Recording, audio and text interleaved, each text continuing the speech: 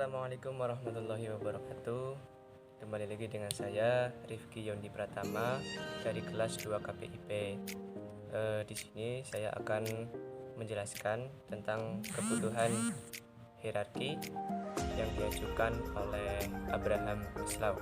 Beliau menyatakan bahwa pada dasarnya terdapat berbagai macam kebutuhan dalam diri seseorang yang bisa dilihat secara berjenjang.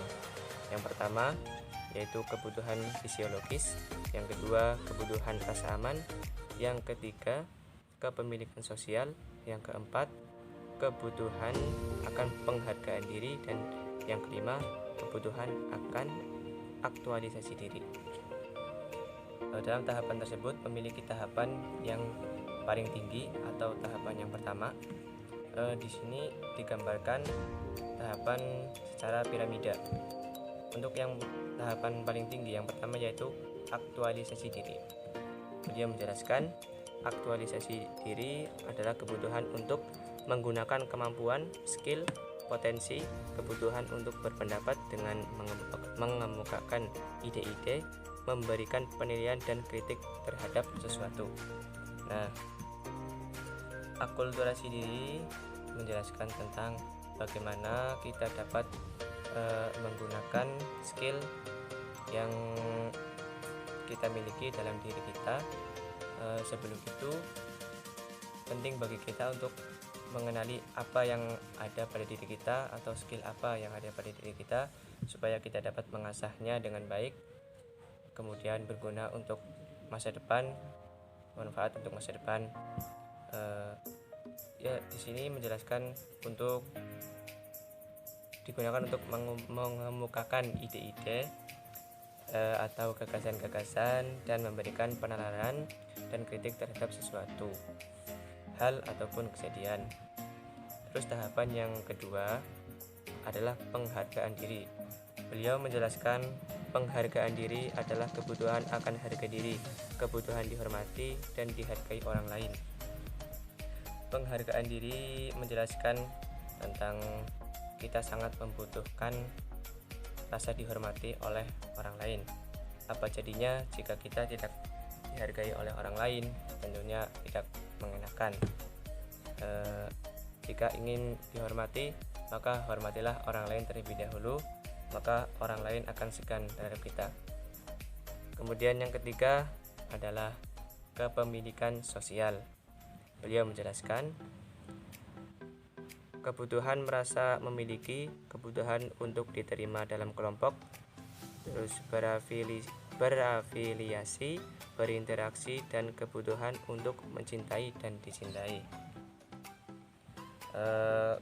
Kepemilikan sosial adalah kebutuhan untuk diterimanya dalam suatu kelompok atau di dalam kehidupan sehari-hari, diterima dalam masyarakat, berkomunikasi baik dengan masyarakat, terutama dengan tetangga terdekat.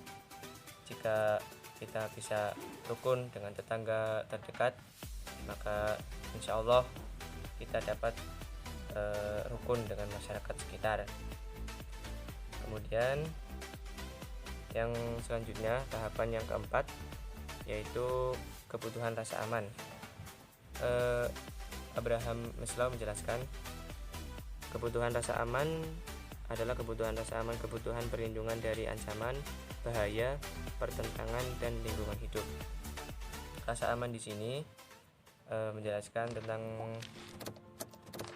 dalam lingkungan kita pasti terkadang tidak selalu aman atau mungkin terjadi konflik, walaupun itu hanya salah paham kecil.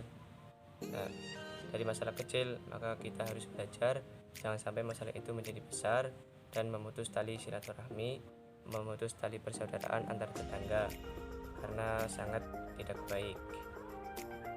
Ya, maka dari itu kita harus menjaga silaturahmi tetangga terdekat supaya kita merasa aman, tidak dimusuhi oleh orang lain.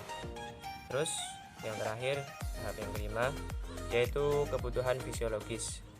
Kebutuhan fisiologis beliau Abraham Maslow menjelaskan tentang kebutuhan fisiologis, kebutuhan makan, minum, perlindungan fisik seksual sebagai kebutuhan terendah. Kebutuhan sosial, kebutuhan ini pasti dibutuhkan sekali ya untuk kehidupan sehari-hari, terutama makan, minum, tentunya juga perlindungan fisik maupun mental. Karena hal ini sangat mendasar di sini karena sering digunakan dalam kehidupan sehari-hari, karena kebutuhan fisiologis itu seperti kebutuhan makan, terjadinya jika kita tidak makan, tidak minum, pastinya akan susah. Oke, sekian yang dapat saya sampaikan, semoga bermanfaat. Kurang lebihnya mohon maaf.